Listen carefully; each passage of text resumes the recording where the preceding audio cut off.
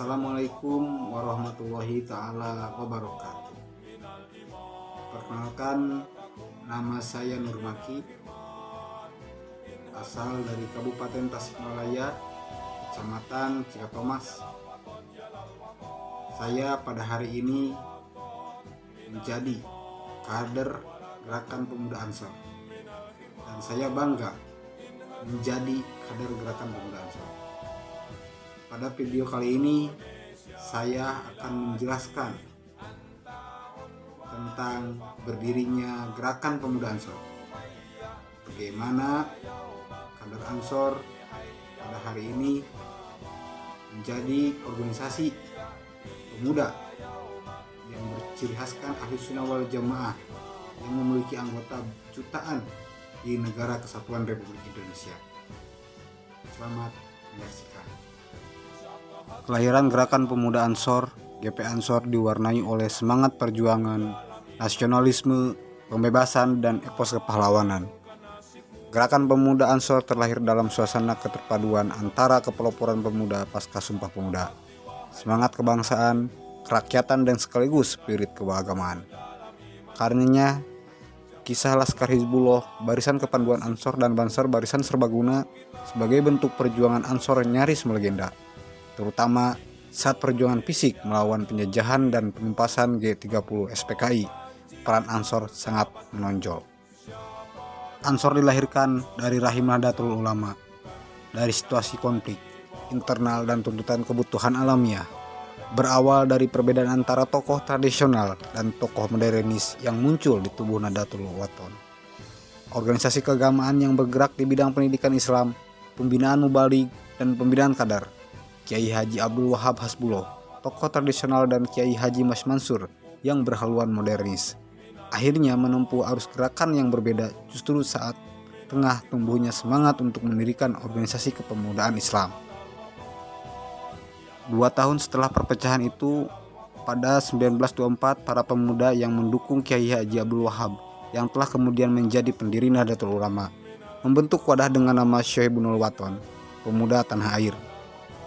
Organisasi inilah yang menjadi cikal bakal berdirinya Gerakan Pemuda Ansor setelah sebelumnya mengalami perubahan nama seperti Persatuan Pemuda NU atau PPNU, Pemuduan Nahdlatul Ulama atau PNU, dan Ansor Nahdlatul Ulama atau ANO.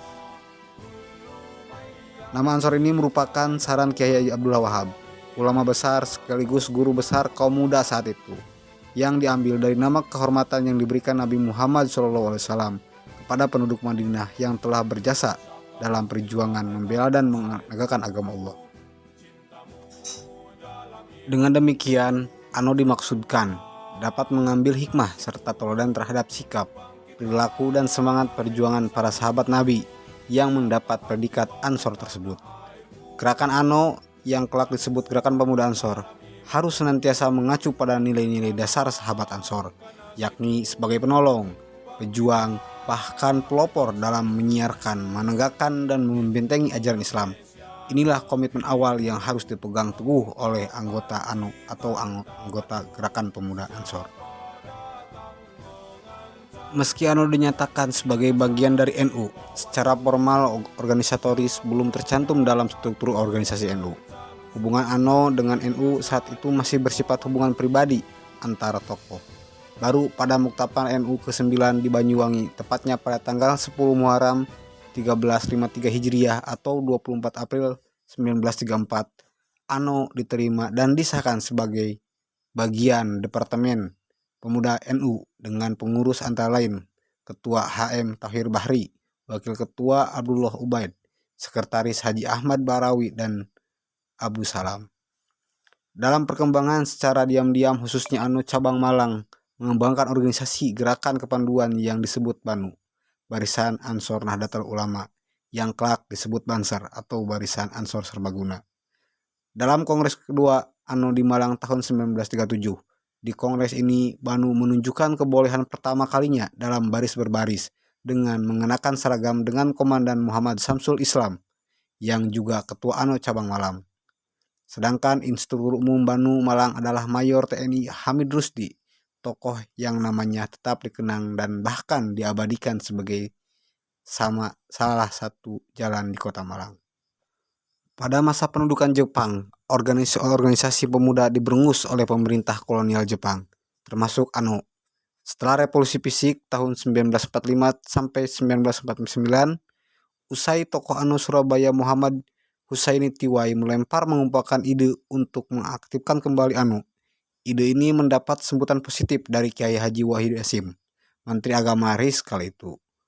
Maka pada tanggal 14 Desember 1949 lahir kesepakatan membangun kembali ANO dengan nama baru, yaitu Gerakan Pemuda Ansor disingkat Pemuda Ansor, yang kini lebih populer disingkat GP Ansor.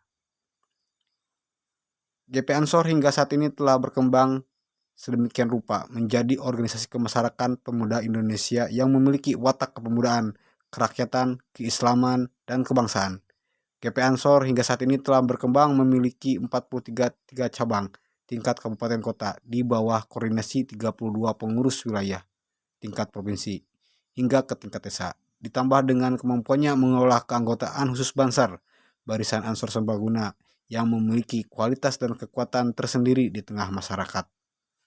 Sekian video dari saya, semoga ada manfaatnya. Semoga sahabat-sahabat semua dimanapun sahabat berada senantiasa berada dalam lindungan Allah Subhanahu wa Ta'ala. Semoga kesehatan, semoga kesejahteraan senantiasa menyertai sahabat-sahabat dimanapun sahabat berada.